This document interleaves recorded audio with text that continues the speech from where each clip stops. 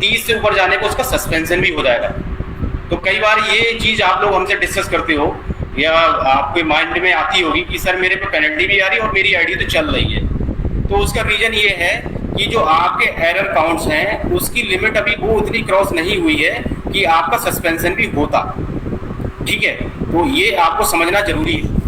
और जो पेनल्टी है वो एज पर क्लॉज जो एरर काउंट्स होते हैं उसके बिहाफ पे कैलकुलेट होती है और फिर आप तक वो पहुंचती है।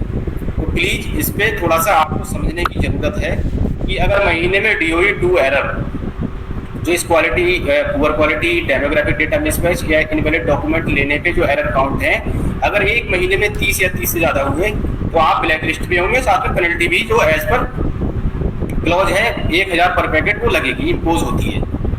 मेरे हिसाब से यहाँ पे आप जो डॉक्यूमेंट एरर 2 है उसका टाइप और उसके अगेंस्ट में जो पेनल्टी लगती है वो आप समझ पाए होंगे, क्लियर हुआ होगा। कभी भी आप ये ना समझें कि मेरी आईडी चल रही है और पेनल्टी भी आ रही है या मेरे ऊपर इतना पेनल्टी आया, क्यों आया, उसका रीजन बताएं। तो रीजन अभी थोड़ा और डिटेल में मैं डिस्कस करूंगा कि किस तरह से ये हमसे गलतियां जाने अनजाने में होती है। तो DOE 2 को हमने इस स्लाइड में थोड़ा डिस्कस किया, उसको समझने की कोशिश की। अब बात आती है DOE 1। इस DOE 1 एरर को समझना बहुत ज़रूरी है क्योंकि ये DOE 1 एरर जो है इस पे हैवी पेनल्टी लगती है, 10,000 पर पैकेट पेनल्टी लगती है इस पे। और इस पे जो एरर काउंट है उस पे ज़्यादा चांसेस भी नहीं मिलते हैं। मतलब इस एरर को दोहराने पे अगर एक सिंगल एरर भी होगा तब भी अगर आपका एक मंथ में एक एरर हो गया तो DOE 1 एरर की कैटेगरी में अगर वो कंसीडर हुआ है तो एक एरर पे भी आपकी जो आईडी है यूजर क्रेडेंशियल है वो ब्लैक लिस्ट हो जाएगा, सस्पेंड हो जाएंगे आप, और साथ में 10,000 रुपये पर पैकेट आप पे पेनल्टी भी लगेगी। तो यहाँ पे दोनों एरर्स में अगर बात करें तो बड़े जो गलती है वो है DOE 1, जो कि यहाँ पे फ्रॉडुलेंट डॉक्यूमेंट और मिसिंग डॉक्यूमेंट, ये वो चीज़ें हैं। अब मान लीजिए मिसिंग डॉक्यूमेंट को ही समझते हैं।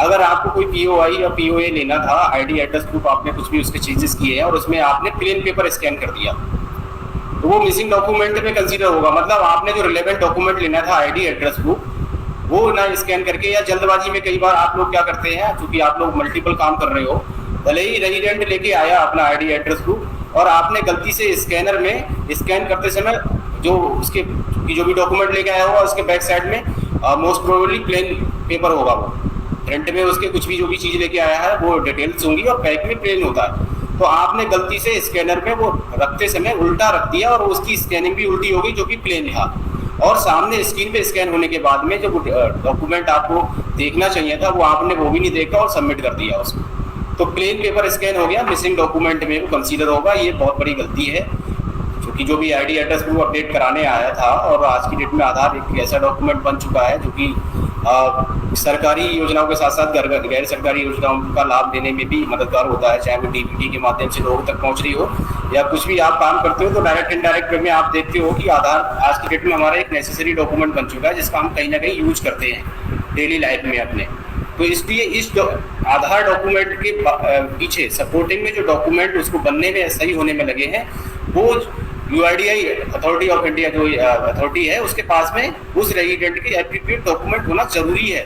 UID एड्रेस प्रूफ उस आधार को बनने में या सही होने में यूज किए गए हैं, और उस आधार को बनने या सही होने में जो डॉक्यूमेंट्स को UID तक पहुंचाने में जो एक मीडियम है वो कौन है, हम लोग हैं, हमारे ऑपरेटर्स हैं। आपके माध्यम से ही वो अपलोड होते हैं क्लाइंट के थ्रू। तो इसलिए इस तरह की गलतियां नहीं करनी है। DOE 1 एक बहुत बड़ा एरर है, बहुत बड़ी गलती है, इसलिए इसमें पेनल्टी भी हैवी है, 10,000 पर पैकेट है, और इस गलती में रिलैक्सेशन भी नहीं दी गई है ज़्यादा। अगर महीने में एक भी हुआ तो भी ब्लैक लिस्ट हो जाएगी आईडी। DOE 2 में जरूर था कि 30 तक रहता है तो सस्पेंड नहीं होते हैं। तो ये थोड़ा सा समझना था DOE 1 और DOE 2 एरर्स को। इसके अलावा आपको जो मेन ध्यान देना है वो ओवर चार्जिंग, 50,000 रुपये पेनल्टी लगती है अगर ओवर चार्जिंग के केसेस में आपकी कंप्लेंट्स पे, और कंप्लेन होने के बाद में उस पर कंप्लेन आपकी सही पाई जाती है। कई बार क्या है, इस पर बड़ी कंट्रोवर्सी होती है कि सर हमारी किसी ने कंप्लेन कर दी, या वो सामने हमारे कोई थे, उन्होंने वो उस दिन आए थे, कुछ और भी काम कराया और हमारा मेल डाल दिया, या हमारे ऊपर कंप्लेन कर दी कि हमसे ज़्यादा पैसे लिए गए। देखिए, कंप्लेन आपकी की ठीक है, कोई नहीं, कंप्लेन हो सकती है, लेकिन जब तक कंप्लेन को प्रूफ नहीं हो जाएगी तब तक आपके अगेंस्ट में एक्शन नहीं हो सकता है। और प्रूव करने का जो मैकेनिज्म है वो क्या है, अगर यूआईडीआई अपने एंड से करता है इन्वेस्टिगेशन या हम लोग भी इन्वेस्टिगेशन करते हैं, तो मान लीजिए आपका कोई एक केस आया, वो एक केस के बिहाफ पे आपका सस्पिशियस हो गया जो केस है कि आप जो है हो सकता है पैसे ले रहे होंगे, लेकिन आप एक आदमी हो सकता है कि आपके फेवर का नहीं है या फिर आपसे किसी देश भावना से आपकी उसने कंप्लेन कर दी होगी। आपका केस सस्पिशियस होने के कारण आपके केस पे आपकी आईडी से जितने और आगे पीछे आपने 20, 25, 30 और कस्टमर्स से फीडबैक ली जाती है, उनको कॉल की जाती है।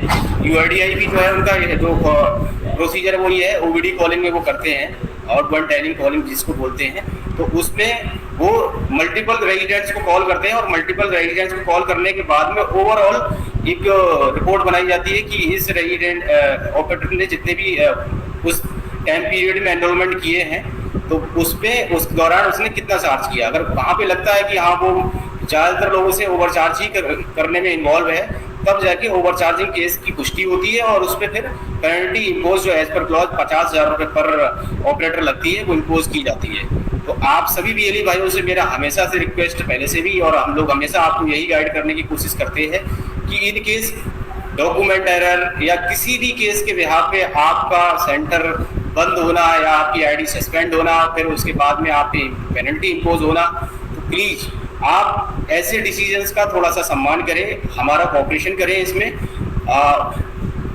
इन केस ऑफ कि आप जो है अननेसेसरी जो है फिर उस पर एलिगेशंस ऑब्लिगेशंस लगाते हैं कि उसने कर दिया या उसकी वजह से मेरा ऐसा काम हो गया होगा, प्लीज़ आपसे थोड़ा सा निवेदन रहता है हमारा इन चीज़ों में, क्योंकि यूआईडीआई की गाइडलाइंस को, जो यूआईडी है अथॉरिटी है, उसकी गाइडलाइंस को हमारे फॉलो करना आपका हमारा सबकी एक जिम्मेदारी है इसी को सिस्टम का पार्ट होने के नाते। तो आप लोग प्लीज़ जब कभी भी इस तरह के एरर्स के बिहाफ पे आपकी आईडी सस्पेंड होना या सेंटर आपके अगेंस्ट पेनल्टी आने पे, आप इसको प्लीज़ कंट्रोवर्सी में न लाएं, उसके पीछे जो रीजंस हैं उसको जानने की कोशिश करें और जो डिसीजन है उसका रेस्पेक्ट या उसको एक्सेप्ट करने की आप जो है हमेशा से कोशिश किया करें। क्योंकि बीइंग ऑर्गेनाइजेशन सीएससी की बहुत बड़ी जिम्मेदारी है कि यूआईडीआई की जो है गाइडलाइन के अनुसार हम लोग काम करें और अपना क्वालिटी के साथ साथ क्वांटिटी का भी आप लोग फोकस रखें। अपना सेंटर जो है मैक्सिमम टाइम पीरियड आपको 8 से 8 तक बोला गया है, सुबह 8 से शाम 8 बजे तक काम कर सकते हैं, तो ज़्यादा से ज़्यादा समय अपने सेंटर को खोलें और समय दें, रेजिडेंट्स के साथ में अच्छे से व्यवहार करते हुए उसका काम करें। DOE 1 और DOE 2 जो अभी पीछे हम लोगों ने इन शॉर्ट में समझा कि DOE 2 और DOE 1 होते क्या है और उसके अंगेज में पेनल्टी क्या लगती है। इस स्लाइड में थोड़ा सा डिटेल में बताया गया है कि DOE 1 क्या क्या हो सकते हैं। जैसे मान लीजिए किसी मैंने आपको थोड़ा वहाँ पे बताया था इन शॉर्ट में, क्योंकि यहाँ पे डिटेल में अगर डिस्कशन करते हैं तो फिर समय काफ़ी लगेगा, आप इसका फोटो भी ले सकते हैं। और जैसा कि मैंने आपको बताया कि CSC उत्तर प्रदेश पेज पे ये स्लाइड आपके साथ में हमेशा सेव रहेगी। ये स्लाइड हमने आपको शेयर भी की है, ग्रुप्स के माध्यम से मेल पे भी भेजी है, तो इनको थोड़ा सा पढ़े समझे जरूर, अपने आप को एजुकेट करना बहुत ज़रूरी है। क्योंकि अगर अननेसेसरी आप पुराने जो डॉक्यूमेंट्स है उनको ले रहे हैं या फिर पुरानी जो चीज़ें थी प्रोसेस उसको फ्लो को फॉलो कर रहे हैं, तो उससे प्रॉब्लम आ सकती है, इश्यूज फेस करने पड़ सकते हैं। तो यहाँ पे DOE 1 जो एरर था उसमें बताया भी गया है कि फ्लूइड लगाना, वाइटनर का यूज करना, ये DOE 1 है। कोई भी डॉक्यूमेंट है उसके साथ में मेल प्रैक्टिसिंग इस तरह से ओवर राइटिंग, फ्लूइड लगा के या फिर स्क्रैचिंग करके उस पर कुछ चेंजेस करना, ये DOE 1 में कंसिडर किया जाता है। इनवैलिड डॉक्यूमेंट जो यूआईडीआई स्टैंडर्ड फॉर्मेट है, उस यूआईडीआई स्टैंडर्ड फॉर्मेट को यूज करते समय बहुत सारी चीज़ें आपको बताई गई हैं कि उस पर डेट मेंशन होनी चाहिए, उस पर साइन और मोहर जो है प्रॉपर होनी चाहिए। तो यूआईडीआई स्टैंडर्ड फॉर्मेट को जो हम लोग यूज करते हैं तो उसमें कई बार जो है वो जो है सही से यूज नहीं किया जाता है, उसकी जो गाइडलाइंस है उसके अनुसार यूज नहीं करते हैं। एड्रेस में जैसे मैंने बताया आपको ओवर राइटिंग है, तो ये सारी चीज़ें हैं और उसमें DOE 2 में कंसिडर की जाती हैं।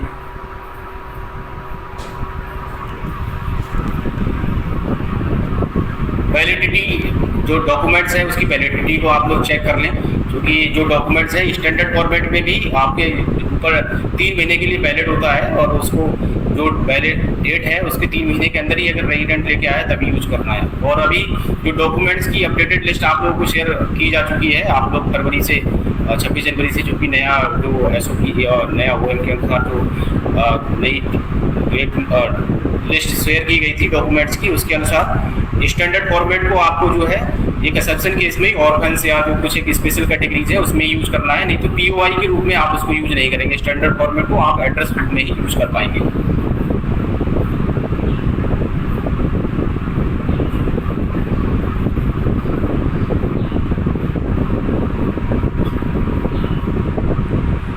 डॉक्यूमेंट्स एरर से संबंधित चीज़ें मैंने आपको थोड़ा बताने की कोशिश की, DOE1 DOE2 को समझने की कोशिश की हमने, और थोड़ा सा हम समझेंगे कि अब अगर डॉक्यूमेंट एरर के बिहाफ पे पेनल्टी और उस पर तो बात कर ली आपने। अब कुछ एक रिजेक्शन के रीजंस हैं जो कि हो सकता है कि वो जो हम प्रोसेस है या हम जिस सॉफ्टवेयर पे काम कर रहे हैं उसकी वजह से, प्रोसेसिंग की वजह से रिजेक्शन आते हैं। जैसे डेटा प्रोसेस एरर है, डिस्क्रिप्शन नॉट फाउंड आता है, कई बार नो रिकॉर्ड फाउंड आएगा, टेक्निकल एरर की वजह से आपकी पैकेट रिजेक्ट हो जाते हैं।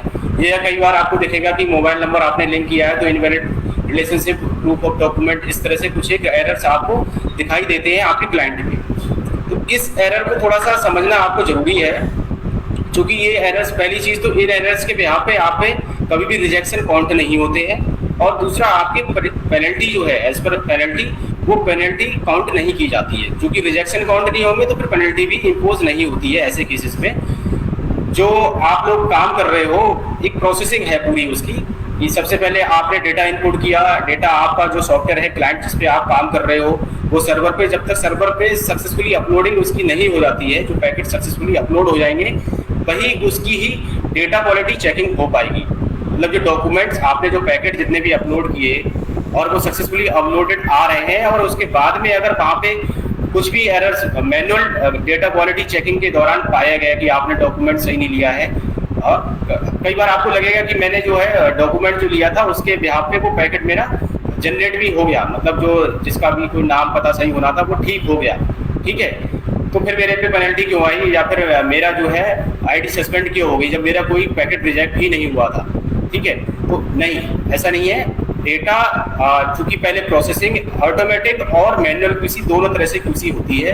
इन केस हो सकता है कि जो ऑटोमेटिक क्यूसी है उसके थ्रू जो है पास हो गया और वो जनरेट हो गया, लेकिन जब मैनुअल क्यूसी होगा तो मैनुअल क्यूसी में जो डॉक्यूमेंट्स आप लोग अपलोड करते हो, क्योंकि आजकल 100% क्यूसी होती है, तो 100% क्यूसी के दौरान अगर आपने कोई डॉक्यूमेंट गलत लिया और उस डॉक्यूमेंट गलत के बिहाफ पे जितने भी आपके एरर डॉक्यूमेंट गलत लिए गए होंगे एक मंथ में, वो एरर काउंट होंगे, और उस एरर काउंट के बिहाफ पे ही आपकी पेनल्टी या फिर सस्पेंशन निर्धारित किया जाता है। तो data process error, description not found, no record found, technical error या कुछ एक एरर, ऐसे एरर्स जो आपको खुद से ही क्लियर है कि ये तो मेरा पैकेट अपलोड ही नहीं हुआ है, मेरे क्लाइंट के अनुसार सक्सेसफुली अपलोडेड नहीं है, तो ऐसे जो रीजंस हैं जिसकी वजह से आपके पैकेट रिजेक्ट हुए होंगे, वो पैकेट सर्वर पे चूंकि सक्सेसफुली प्रोसेस नहीं हुए हैं, उनकी चूंकि जब सक्सेसफुली प्रोसेस ही नहीं हुए हैं तो फिर उसकी क्यूसी करवाना भी पॉसिबल नहीं होगा किसी टीम के लिए, तो उसकी क्यूसी नहीं हुई होगी, और ऐसे केसेस में आपको जो है पैनिक होने की जरूरत नहीं है पेनल्टी वाले, एज पर पेनल्टी क्लॉजेज। वैसे तो प्रॉब्लम है क्योंकि आपने रेजिडेंट का किसी का एनरोलमेंट किया और वो पैकेट आपका चाहे वो टेक्निकल एरर या किसी वजह से रिजेक्ट हुआ है, फिर वो आपसे बोलेगा कि आपने तो मेरे से पैसे ले लिए। तो ऐसे पैकेट्स का क्योंकि वो सक्सेसफुली प्रोसेस ही नहीं हुआ तो उसकी वजह से आपका पेनल्टी या फिर आपकी आईडी सस्पेंड नहीं होती है। आपको इस चीज़ को थोड़ा सा ध्यान रखना है।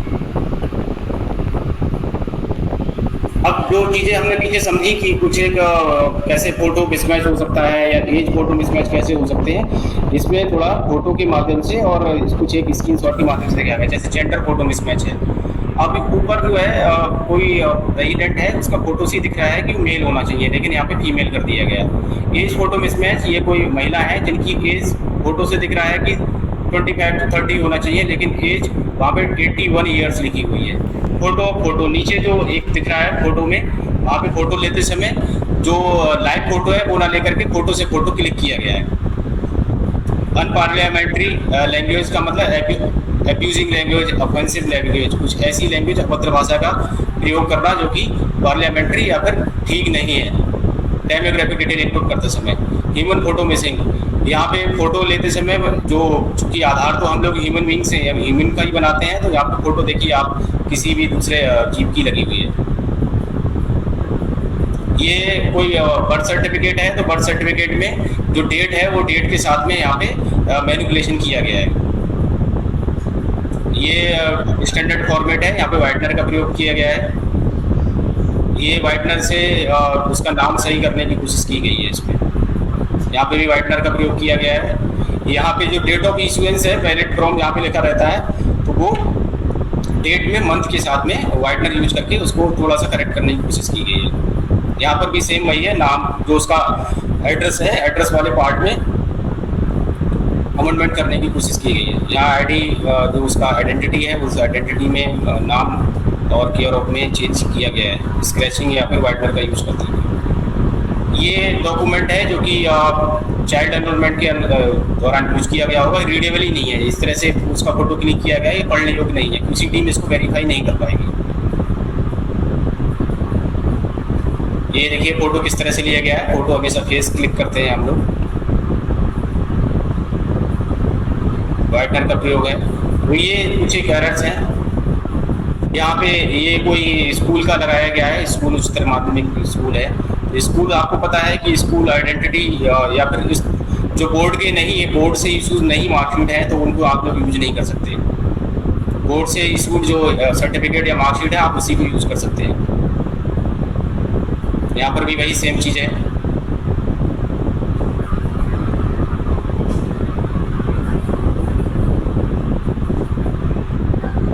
ये आधार से आधार कैसे सही हो सकता है, या किसी का एड्रेस आधार में जो है उससे आधार कैसे अपडेट कर सकते हैं, या नाम कैसे सही कर सकते हैं। आइडेंटिटी या आइडेंटिटी प्रूफ में जो है वहाँ पे आधार को ही स्कैन कर लिया गया है।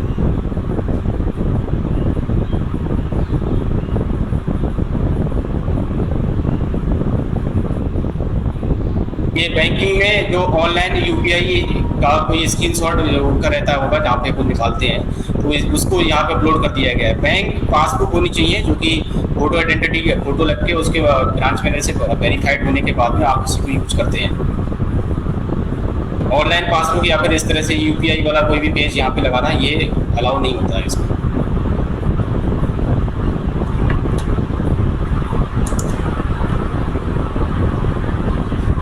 यहाँ पे डेट मिसिंग है इसमें स्टैंडर्ड फॉर्मेट में। ये बर्थ सर्टिफिकेट है। कई बार क्या है, जो बर्थ सर्टिफिकेट इशू होते हैं, तो बर्थ सर्टिफिकेट इशू करते समय बच्चा जो न्यू बॉर्न बेबी होते हैं, तो वहाँ पे उसका जो नामकरण है, नामकरण होता नहीं है, तो उससे पहले कुछ भी लिख देते हैं वो लोग, या फिर नाम नहीं लिखता है, या बेबी ऑफ इस तरह से इशू किए जाते हैं। यहाँ क्या किया गया, जब उसका नामकरण हो गया तो उसके बाद में उन्होंने खुद से ही अपना नाम लिख के और उसको यूज करने की कोशिश की है। ये अलाउ नहीं है। बर्थ सर्टिफिकेट जो इशूइंग अथॉरिटी है उससे जो ऑनलाइन, आजकल ऑनलाइन ही बनते हैं सारे बर्थ सर्टिफिकेट, तो जो इशूइंग अथॉरिटी है उस पर आजकल बारकोड भी आता है, आप उसको चेक भी कर सकते हैं। यूपी की बात करें तो यूपी पे सीआरएस पोर्टल के थ्रू सभी बर्थ सर्टिफिकेट जारी होते हैं, आप लोग बारकोड से चेक कर सकते हैं। जो गवर्नमेंट की साइट है उससे इशू जितने भी बर्थ सर्टिफिकेट इशू किए गए हैं आप उसी को ही यूज करें। तो ये हमने थोड़ा सा समझने की कोशिश की। DOE 1 एरर, DOE 2 एरर और DOE 1 और 2 में जो एरर्स हैं उस एरर में क्या क्या कैटेगरीज हैं, कौन कौन से क्लॉजेज हैं जिसको ही रखा गया है। रिवार्ड चार्जेस और आधार। अब मेजर इशू जो है हमारे साथ में फेस होता है आजकल, ओवर चार्जिंग की जो कंप्लेंट्स हैं वो बहुत ज़्यादा आ रही हैं। आपको बार बार बताया जाता है, क्योंकि जो भी हमारे UCL पे काम कर रहे हैं, आधार डेमोग्राफिक अपडेट जो UCL सेंटर्स हैं उस पर आप लोग दो तरह के काम करते हो, साथ में प्रिंटिंग के काम करते हो। अभी आप लोग डेमोग्राफिक डिटेल अपडेट करते हैं, नाम पता या फिर DOB उसका, जिसका चार्जेस जो है 50 रुपये निर्धारित शुल्क है, वही आपको लेना होता है। और डॉक्यूमेंट अपलोड पिछले 6 महीने से लगभग आप डॉक्यूमेंट अपलोड नया प्रोजेक्ट UIDAI जो कि जितने भी आधार धारक जिनके 10 साल से पुराने आधार हो गए हैं उन सभी आधार धारकों को अपने आधार में आइडेंटिटी प्रूफ और एड्रेस प्रूफ दोबारा से अपडेट कराने जरूरी है।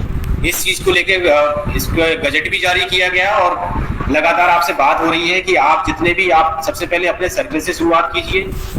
जो भी आपके रिलेटिव्स हैं, आपके घर परिवार के लोग हैं जिनके आधार पुराने हो चुके हैं, जिन्होंने पहले कभी 2013 से पहले अपने आधार बनवाए थे और उनके आधार पुराने हो गए और उसके बाद उन्होंने कभी भी कोई चेंजेस नहीं कराया अपने आधार में ID एड्रेस प्रूफ से संबंधित। अब ये भी हो सकता है कि उसने आइडेंटिटी प्रूफ में कुछ चेंज कराया और उसका उसने डॉक्यूमेंट अपलोड कराया हो, लेकिन एड्रेस में कुछ चेंज नहीं कराया है, तो एड्रेस प्रूफ अपलोड नहीं किया है, तो फिर आपको एड्रेस प्रूफ अपलोड कर देना है।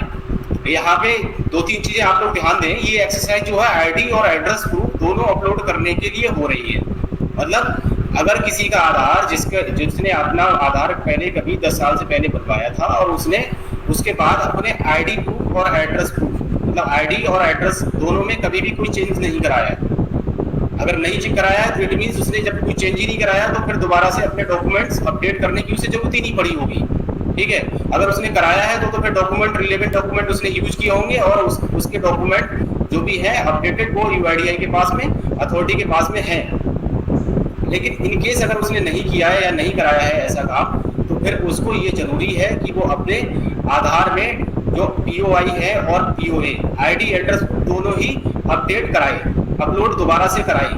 तो हम लोगों की बहुत बड़ी जिम्मेदारी है। हम चूंकि बात करें सीएससी के इकोसिस्टम की, तो आप लोग तो काम कर ही रहे हो। सीएससी अपने आप में बहुत बड़ा नेटवर्क है। हमारे जो बीएलई भाई जो कि यूसीएल की सर्विसेज पे काम नहीं भी कर रहे हैं, वो भी थोड़ा सा इस पार्ट पे ध्यान दें कि आपके सर्कल में आप खुद से भी अपने डॉक्यूमेंट अपलोड करें और अपने सर्कल में जो भी आपके सगे संबंधी हैं, आपके रिलेटिव्स हैं, फ्रेंड्स हैं, उनको थोड़ा सजेस्ट करें कि आप अपने आधार में डॉक्यूमेंट अपलोड, आईडी प्रूफ और एड्रेस प्रूफ, आईडी प्रूफ में जो भी डॉक्यूमेंट आते हैं वो आईडी प्रूफ और एड्रेस प्रूफ में जो डॉक्यूमेंट आते हैं वो एड्रेस प्रूफ से संबंधित डॉक्यूमेंट, दोनों ही डॉक्यूमेंट्स को अपने आधार में अपलोड करवा लें।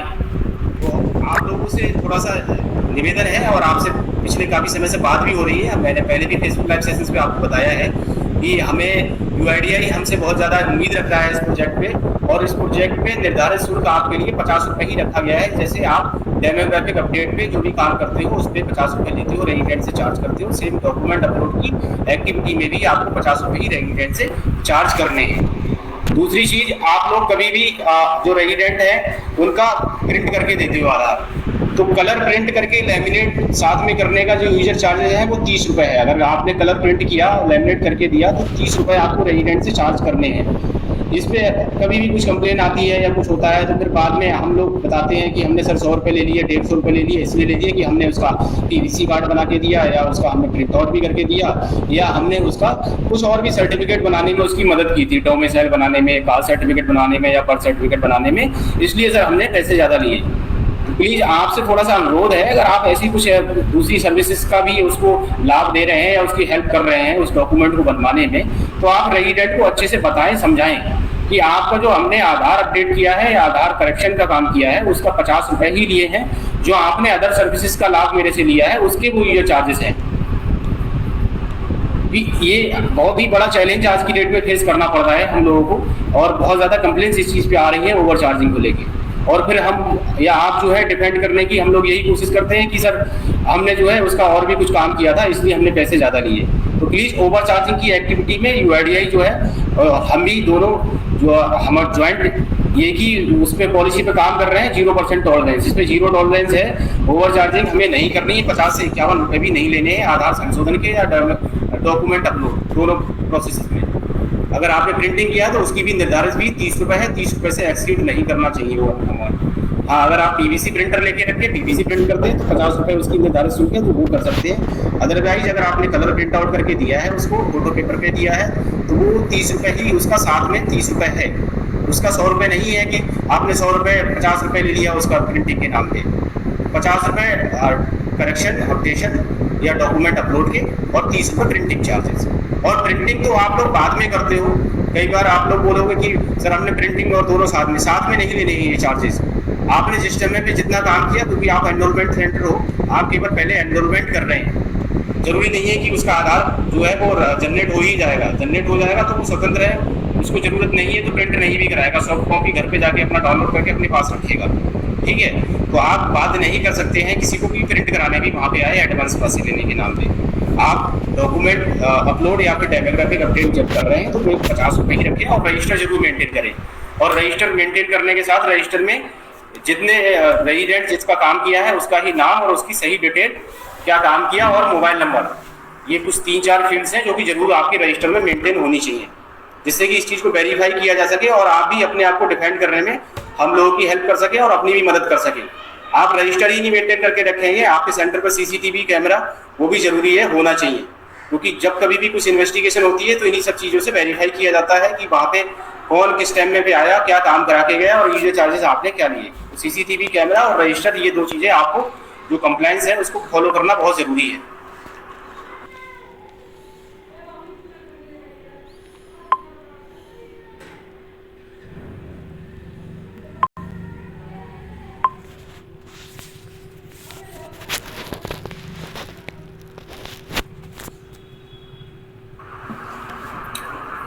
ये आज का जो मुलाकात सेशन था, बस मुझे आज की मुलाकात सेशन में आपसे यही सब बातों पे चर्चा करनी थी।